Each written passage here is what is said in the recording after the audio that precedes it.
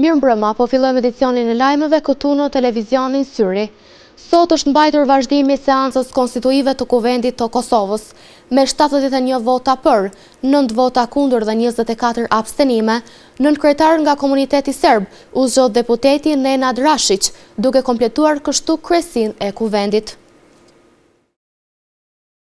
Kanë kaluar më shumë se 8 muaj nga zgjedhjet qendrore që u mbajtën me 9 shkurt të këtij viti. Gjatë kësaj periudhe, Kuvendi i Kosovës është përballur me tentativa të shumta të dështuara për konstituimin e tij. Ndërkaq, sot është mbajtur seanca e radhës, ku është konstituuar legjislatura e 9 e Kuvendit të Kosovës. Në seancën e sotme, pas numërimit të votave të deputetëve, kryetari i Kuvendit Dimal Basha njoftoi se si nënkryetar nga komuniteti serb u zgjodh deputeti Nenad Rashić për të kompletuar kryesinë e Kuvendit. Rashić në seancën e sotme mori 71 vota për, 9 vota kundër dhe 24 abstenime.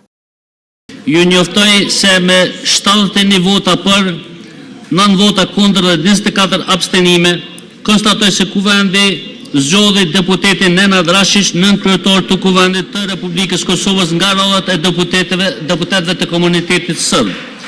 Tutje kryeparlamentari Basha tha se me konstituimin e Kuvendit përmbyllen punimet e seancës konstituive të legjislaturës së 9. Të nderuar kolegë, me zgjedhjen e nënkryetorit të 5 nga komuniteti serb, konstatoj se Kuvendi është i konstituuar dhe me këtë i mbylli punimet e seancës konstituive të legjislaturës së 9 të Kuvendit të Republikës së Kosovës. Mes tjerash, i pari i Kuvendit të Kosovës, Dimal Basha, njoftoi se bazuar në nenin 24 të rregullores së Kuvendit, njoftimi për formimin e grupit parlamentar duhet i dërgohet kryetarit të Kuvendit, jo më vonë se 7 ditë nga dita e seancës konstituive.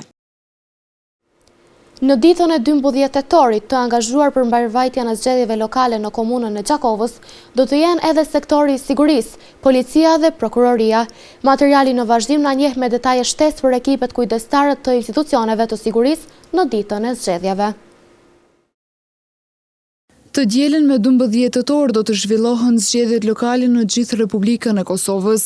Për të siguruar zhvillimin e qetë dhe pa probleme të këtyre zgjedhjeve, Komisioni Qendror i Zgjedhjeve është në fazën e fundit të përgatitjeve në bashkëpunim me drejtoritë rajonale të policisë në komunat përkatëse. Major Milazim Lumi, komandanti i stacionit policor në Gjakov, ka njoftuar se stacioni i Gjakovës ka kapacitete të mjaftueshme për të garantuar një monitorim të plotë dhe të sigurt gjatë ditës së zgjedhjeve. Policia e Kosovës do të ka bërë përgatitjet në planin operativ në përgjithësi. Ne si stacion policor i Gjakovës gjithashtu kemi bërë përgatitjet dhe domosdoshmë sot pothuajse i kemi përfunduar të gjitha detajet lidhur me planin për zgjedhjet lokale të vitit 2025. Dhe ne do të jemi të përgatitur dhe kemi kapacitetet mjaftueshme për të mbuluar dhe përcjell dhe monitoruar zgjedhjet lokale. Duke theksuar rëndësinë e ditës së zgjedhjeve, Major Lumi njoftoi gjithashtu se të gjithë efektivet e policisë do të punojnë me orare të zgjatura për të siguruar një mjedis të sigurt për qytetarët dhe për të monitoruar çdo aktivitet zgjedhor. Policia do stacioni policor këtu në Gjakov do të mbulon të gjitha qendrat e vendvotimit në komunën e Gjakovës me zyrtar policor të cilët do të përkujdesen për sigurinë dhe mbarvajtjen e procesit zgjedhor. Procesi zgjedhor kuptohet që është procesi i Komisionit Qendror të Zgjedhjeve. Policia ndihmon në sigurinë dhe monitorimin e zgjedhjeve dhe ne kapacitetet tona do të policisë në ditën e zgjedhjeve ne do të punojmë me orar të zgjatur, 12 orë në 2 ndrime dhe po ashtu do të apeloj të qytetarët që vërtet të jetë një proces i qetë, një proces demokratik, në mënyrë që ne të mos e kemi asnjë incident gjatë këtyre proceseve siç normalisht në qytetin e Gjakovës ndodh. Ndërsa përveç policisë nga zyra për komunikim me publikun në prokurorinë themelore në Gjakov, kanë bërë të ditur se sa i përket prokurorëve kujdestar në ditën e zgjedhjeve, këto informata do të përcillen me kohë nga zyra e kryeprokurorit të shtetit. Lëvizja vetëvendosjes së bashku me Alternativën kanë mbajtur sonte takimin përmbyllës. Para qindra qytetarëve u kërkua edhe një herë që qytetarët të dalin sa më shumë në zgjedhje dhe të votojnë kandidatët nga lëvizja vetëvendosje dhe Alternativa. I pranishëm ishte edhe kryeministri në detyrë, njëherët kryetari i lëvizjes vetëvendosje Albin Kurti. Lëvizja vetëvendosje dhe alternativa kanë mbajtur sonte takimin për mbylljes të fushatës zgjedhore në Gjakov. Para të pranishmeve në këtë bim morën pjesë edhe kryeministri në detyrë dhe kryetari i lëvizjes vetëvendosje Albin Kurti, Mimoza Kusari Lila nga Alternativa dhe kandidati për kryetar të komunës së Gjakovës nga lëvizja vetëvendosje Ardian Gola. Ardiani e një Gjakovën sepse ka jetuar e ka punuar në të, ai nuk vjen me premtime, por me plan konkret, rikthim të dinjitetit të arsimit publik, rritjet bursave për nxënës e student, hapjet qellëve të reja, rikthim të jetës në lagjet e harruara e kështu me radhë. Me 12 tetor bëni zgjedhjen që do të ndryshojë të ardhmen e komunës. Votoni për Ardian Golën, Ardianit që i duhet Gjakovës. Zgjedhje me zemër dhe me mendje, me vizion e me integritet. Do ta zgjedhin profesor Ardian Golën për kryetar të Gjakovës, sepse Ardiani është bash aty ku duhet. Kjo është koha të ecim përpara me aleancën e vlerave, alternativën dhe lëvizjen vetëvendosje. Ne i kemi hyrë kësaj gare sepse dëshirojmë që t'i ofrojmë Gjakovës son një alternativë e cila punon pa korrupsion. Një qeverisje të re e cila ndërton me plan dhe me estetik, një qeverisje e cila ruan natyrën dhe traditën, një qeverisje e cila ndihmon kulturën dhe sportin, një qeverisje lokale që jep maksimumin fermerëve dhe hotelierëve, një qeverisje që ndihmon prodhimin dhe turizmin, një qeverisje që përkujdeset për fëmijët dhe pleqet. Mos harroni, vetëvendosja ka treguar se i bën të gjitha këto në nivel të qeverisë qendrore. Është momenti të bëjmë këto dhe këtu pranë shtëpive tona, në lagjet e qytetit dhe në sesin e fshatit. Takimi u përmbyll me thirrjen që më 12 tetor, qytetarët e Gjakovës të bashkohen rreth vizionit të lëvizjes vetëvendosje dhe kandidatit të saj për kryetar Ardian Gola.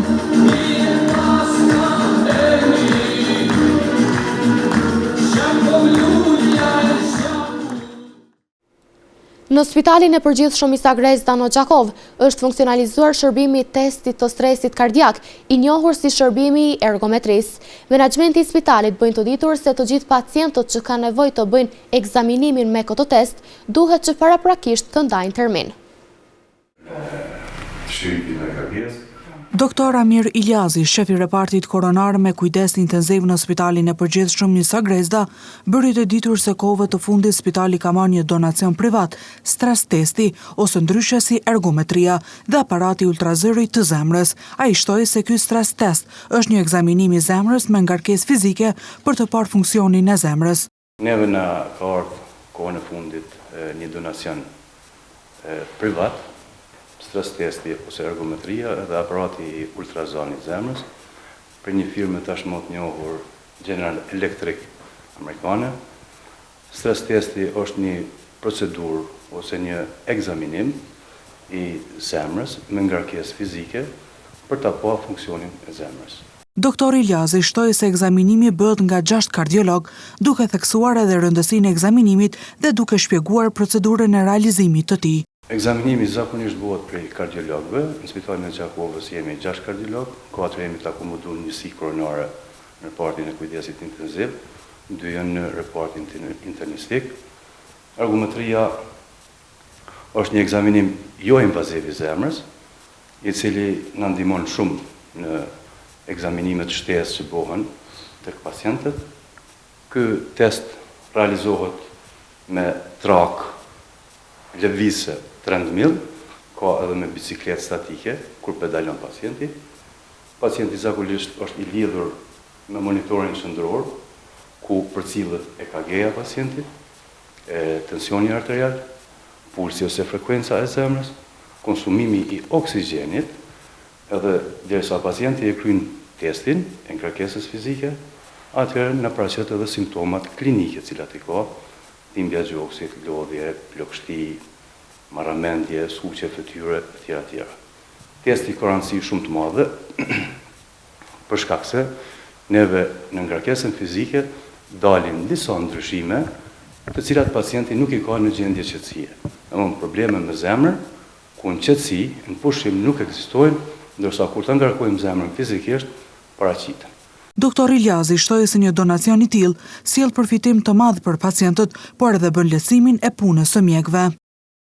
Në një kohë gjatë nuk e kemi pas këtë shërbim në spitalin tonë. Tash masi ka ardhur shumë i rëndësishëm, deri tash kanë shku pacientët në Institutin e Mjekësisë Punës në Gjakov, por ata me ngarkesën e vet nuk ja kanë arritë këtë pacientat tonë mi kry. Kështu që tash do të punojmë çdo ditë javës, gjatë gjithë orarit punës. Jemi 6 kardiolog tash, i kemi bë orarin me ndrime secili mi kry. Pacienti ka shumë lefërdi për kësaj pune, mirë po ndjetën ku edhe mjek për diagnostifikim. Ky test kryhet prej 0 deri në 15 minuta. Domethënë çdo 3 minuta nëse arrin pacienti mi kry këtë testin, edhe faza pushimit 3 minuta, domethënë rreth 20 minuta zgjat testi. Fal pajisjeve të reja për testin e stresit dhe ultrazërin e zemrës, Spitali Isa Grezda po përmirëson ndjeshëm shërbimin për pacientët kardiologjik. Shëndeti mendor është një komponent thelbësor në strukturën komplekse të shëndetit të njeriut. Pa shëndetin mendor, një person nuk mund të konsiderohet i shëndetshëm, prandaj profesionistët rekomandojnë që gjatë gjithë kohës individët, por edhe vetë shoqëria, t'i kushtojnë rëndësi shëndetit mendor. Në kuadër të ditës botërore të shëndetit mendor, shefi departamentit të psikiatrisë në Spitalin Isa Grezda në Gjakov, Dr. Zef Komani, theksoi se shenjat e para të çrregullimeve mendore janë tërheqja sociale, mungesa e komunikimit, çrregullimet e gjumit, por edhe të tjera, ku sipas Dr. Komanit është shumë e rëndësishme që këto shenja të vërehen herët nga prindërit, arsimtarët, por edhe shoqëria. Shenjat e para janë shqetësime të ndryshme, tërheqja sociale, mungesa e komunikimit, pastaj në çrregullimet e gjumit, ku kemi zvogëlim të kohës së gjumit, apo gjumë të tepruar, zgjim të herpashershme gjatë natës, humbje oreksi, humbje interesit për aktivitetet seksuale, dështimin punë, dështimin shkollë, shenja ka mjaft. Mirë po fatkeqësisht nuk i përcjellim. Këto duhet i përcjellin së pari prind, pastaj arsimtarët edhe kuptohet të gjithë shoqëria. Ai shtoi se nëse nuk kërkohet ndihmë profesionale në kohë, gjendja mund të përkeqësohet dhe të kalojë në forma më të rënda. Po stresi faktikisht i përcjell çdo kohë. Problematika është që të menaxhohet, për arsye se duhet të kemi trajnime të veçanta si të menaxhohet stresi. Mirë po më rëndësi është që të zbulohet sa më parë që dikush e ka një problem, e ka një stres, e ka një çrregullim sa do të vogël të shëndetit mendor, në mënyrë që të kërkohet sa më para ndihma e profesionistëve të shëndetit mendor, për arsye se nëse nuk eliminohet që nga fillimi, atë vetëm sa shkon duke u thellu edhe kalon në një gjendje shumë të rëndë. Dr. Komani shtoi se nëse zbulohen në kohë, çrregullimet e shëndetit mendor mund të trajtohen me sukses përmes terapisë medikamentoze dhe psikoterapisë. Sa i përket rujtjes së ekuilibrit emocional në këtë kohë është mjaft e vështirë. Për shkak të rrethonave politike, gjeostrategjike të krejt botës, Evropës, duke u nisë nga luftat që ekzistojnë, pastaj si dhe gjendjes politike dhe ekonomike në Kosovë. Mirë po, parandalimi është mjaft i vështirë, për arsye se situata është e tillë që njerëzit mund të kenë probleme të ndryshme. Ndërsa duhet sa më herët që të kërkohet ndihma mjekësore tek profesionistët e shëndetit mendor dhe kuptohet me terapi medikamentoze dhe psikoterapi do të eliminohet çrregullimi i shëndetit mendor. Zbulimi i hershëm dhe trajtimi i stresit dhe çrregullimeve të shëndetit mendor është thelbësor për të parandaluar përkeqësimin e gjendjes dhe për të siguruar mirëqenie psikologjike te çdo individ. Kandidati për kryetar të Gjakovës nga lëvizja vetëvendosje Ardian Gola ka reaguar publikisht për ndërtimin që po bëhet në parkun e qytetit. Ai ka pohuar se biznesi nuk ka as mbulesë financiare e as lidhje me Gjakovën. Ajo që u prezantoa si investim për hotel, Gola thotë se sot po shndrohet në shitje të apartamenteve. Çaj është ligji që e parashet dhënien rronës në shfrytëzim për banima? Negociot. Merri letrat. Veç po të pyes, a është për banima jo? Jo. E pse po shiten banesat? Nuk shiten se është pronë komunale, komunës ka më ju kthy. Jemi të kuptu. O njerëz. Nuk e di unë të shit banesat ajo, se nuk jam ajo. Po të regojmë, që? Veç pak. Që, bra? Që? Mirë. Apartamente në zemër të qytetit. Moje qato ti. Nuk mundet me I kalu kërkuj I pronësi. Qytetarëve, me thonë, mos bleni qëtu, sepse është të lajthit, e bile ki rasin matë që më thonë të keq. Në rasin matë mirë më shku në prokurimi, thonë qëse ka shkel kontratën. Sepse ai tipi në ofertë që të ka bo, nuk ka përmend banesa, ka përmend vetëm hotel. Nuk mjaftoi degradimi urban, as lejet e ndërtimit që ngulfatën jetën e qytetarëve, as uzurpimet përgjatë lumit. Tash radha I erdhi edhe parku të qytetit. 96 ari tokë publike të qytetarëve të Gjakovës I dhanë një personi në emër të investimit privat. Pa ankant, pa kriter, pa debat publik, pa transparencë, pa mundësi për bizneset e Gjakovës dhe pa ndonjë bazë sigurt financiare. Në emër të investimit ndodhi shpronësimi më I shëmtuar dhe me elemente të dyshimta penale I qytetarëve të Gjakovës. U shkelën ligjet, u anashkaluan bizneset, u keqpërdor pushteti. Një pjesë e madhe e kësaj ndërtese që ishte planifikuar për hotel, tashmë ka filluar të shitet për banesa, ndonse kryetari publikisht kishte dhënë garanca se kjo nuk do të ndodhte. Qytetarët e Gjakovës nuk e meritojnë këtë trajtim, nuk e meritojnë këtë qeverisje. Me qeverisjen tonë, komuna do të kthehet qytetarëve, ndërsa prona publike do të jetë e shenjtë dhe do të trajtohet me kujdesin maksimal. Në zhvillimin e komunës, të gjithë qytetarët janë hissedar, të gjithë qytetarët janë përfitues. Ndërkohë edhe televizioni Syri gjithashtu po përcjell shqetësimin qytetar për dhënien e pjesës vitale të parkut të qytetit për ndërtim në vlerë prej rreth 15 milion euro dhe ende opinioni publik vazhdon të mbetet pa përgjigje nga institucionet përgjegjëse.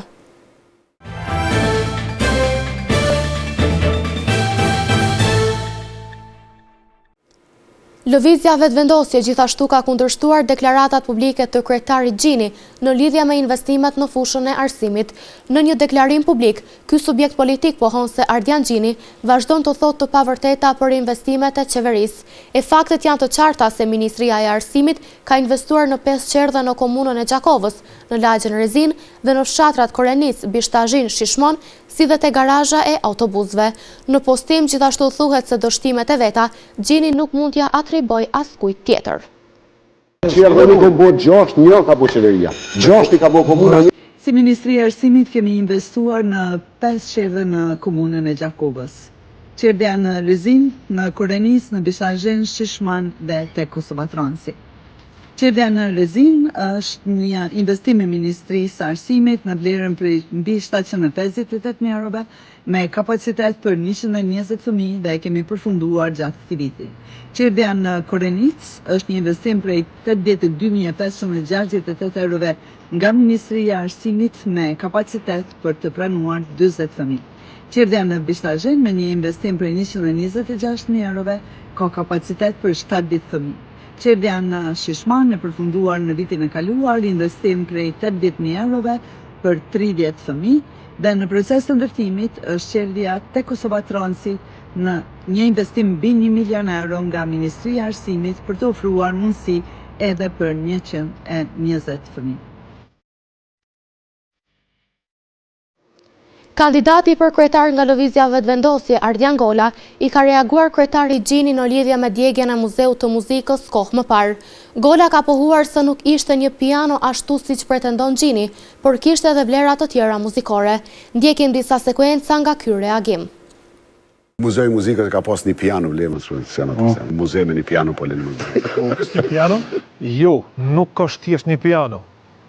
Me atë piano është nis tradita operistike në Kosovë, sepse me atë piano, kompozitori ynë I famshëm Rauf Dhomi e ka kompozu operën e parë të Kosovës, Goca e Kashanikut. Nuk ka qenë atë vetëm në piano, ka pas edhe instrumentet e tjera, si për shembull që është instrumenti I sharkisë së melosit tonë të famshëm, Ymer Riza. E përpos instrumenteve, kjo ndërtesë, ky muze ka ruajtur edhe shumë dokumente me rëndësi për jetën kulturore dhe artistike të Gjakovës, fotografi të grupeve të hershëm muzikore të Gjakovës, partitura, shirita të ndryshëm të magnetofonit, instrumente muzikore të dëmtuara gjatë luftës së vitit 1999 në Kosovë, që kanë qenë si dëshmi të barbarive serbe që prekën Gjakovën dhe artin tonë. Dhe kjo pasuri nuk mund të trajtohet me një qasje aq indiferente, duke thënë se është thjesht një piano. Falë qeverisë së Kosovës, ky objekt ku mishërohet dhe memorizohet historia jone e artit dhe kulturës, u rindërtua dhe u rehabilitua prapë si muzej në kohë rekord. dhe me udhëheqjen tonë komunale. Ky objekt do të jetë muze që vizitohet, mësohet dhe nderohet kultura muzikore e vendit tonë.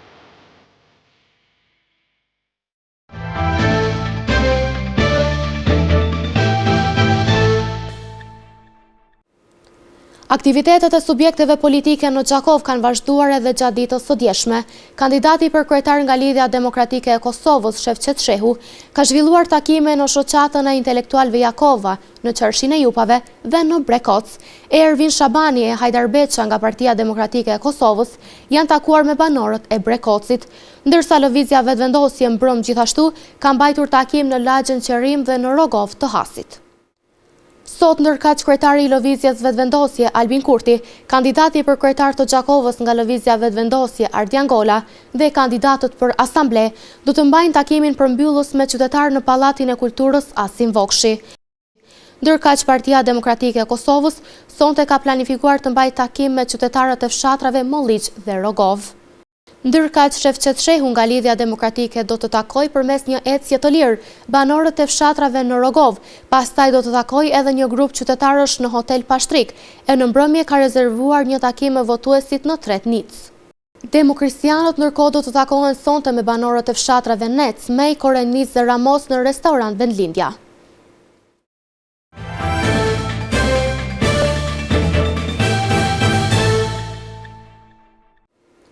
Brekoci shtrihet në verilindje të qytetit të Gjakovës me skodrave të buta dhe gjelbërimit të pafund, si një vend që mbart në vete qetësinë e natyrës dhe ngrohtësinë e jetës fshatare. Banorët e Brekocit të epërm janë të njohur për punën e palodhur në bujqësi dhe kujdesin ndaj tokës, që për ta nuk është vetëm burim jetese, por edhe trashëgimi familjare. Pra jemi këtu në Brekoc të epërm, ku kemi ardhur për të vizituar natyrën dhe pamjen e këtij vendi. Ndërsa dhe pse jemi në stin të vjeshtës, gjelbrimi ende mbizotron në këtë vend. Në fshatin Brekoc e epërm të Gjakovës, gjelbrimi verës ende qëndron i gjallë dhe pse vjeshta ka filluar të shfaqet në ngjyrat e saj karakteristike. Ajri i pastër dhe qetësia që mbretëron e bëjnë këtë zonë një vend të veçantë, ku jeta rurale vazhdon në harmoni në natyrën, ndërsa banorët janë angazhuar me punët e stinës, përgatitje në prodhimeve bujqësore dhe punët e arave. Në këtë periudhë, Brekoci i epërm paraqet një shembull të bashkëtesës së njeriut me natyrën, ku tradita, puna dhe mjedisi mbetën të lidhura ngushtë mes vete. Në vazhdim të ndjekim parashikimin e motit për ditët në vijim. Dita e sotme është karakterizuar nga moti vranët e me diell, me temperaturat që kanë lëvizur nga 9 deri në 21 gradë Celsius.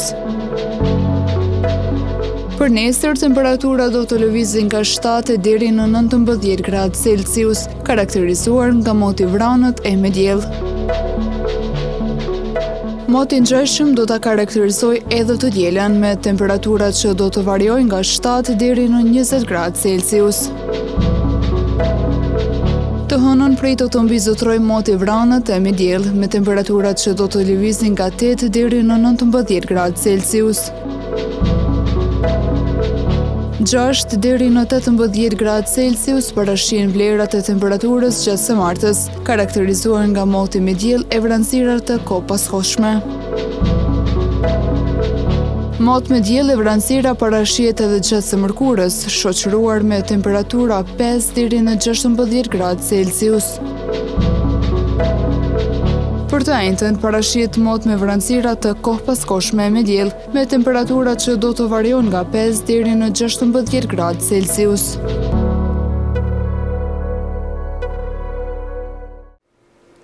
Këtu po e përmbyllim këtë edicion informativ. Ju falenderojmë për vëmendjen dhe vazhdoni të qëndroni me ne, duke na ndjekur përmes ekranit ose përmes llogarive tona në rrjetet sociale. Natën e mirë.